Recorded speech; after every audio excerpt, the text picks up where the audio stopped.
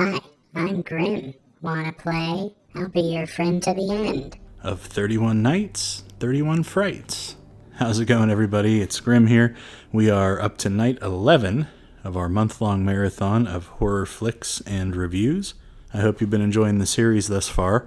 Tonight we're kicking off a 2-day Chucky block, starting with 2013's Curse of Chucky.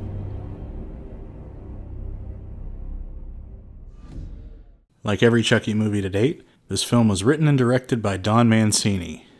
Yes, sadly, he even wrote and directed the bad ones.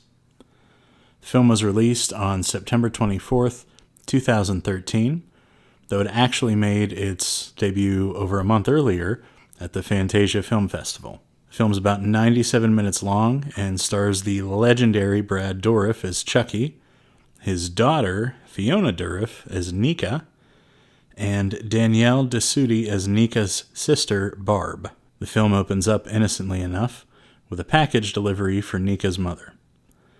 Nika, who has been wheelchair-bound since birth, enjoys some light flirtation with the delivery guy before her mother crushes her spirits by insisting that he was just being nice.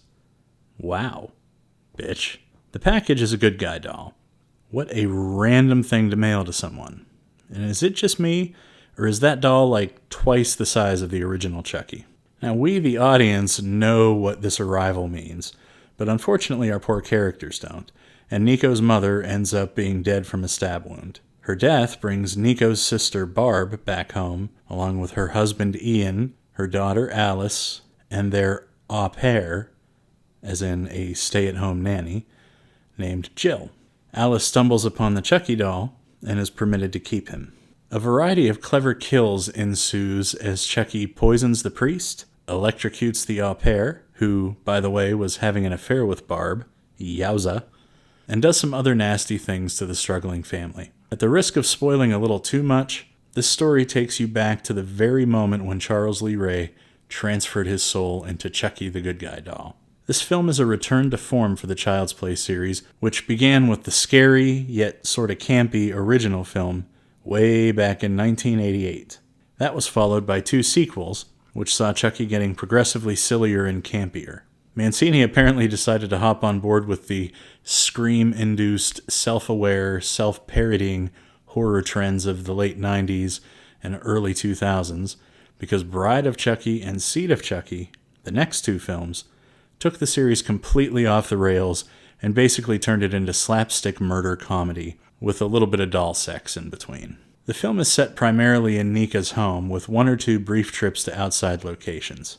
This was a wise choice as it helps to control the budget by having everything in one location. The choice to make the protagonist of the film a paraplegic was gutsy. Nika seemed so delicate and fragile at first, but once Chucky starts slicing and dicing her family members, she finds whatever inner strength she needs to fight him. It's a tough battle for her, but in the end she proves that she's a force to be reckoned with, both physically and mentally.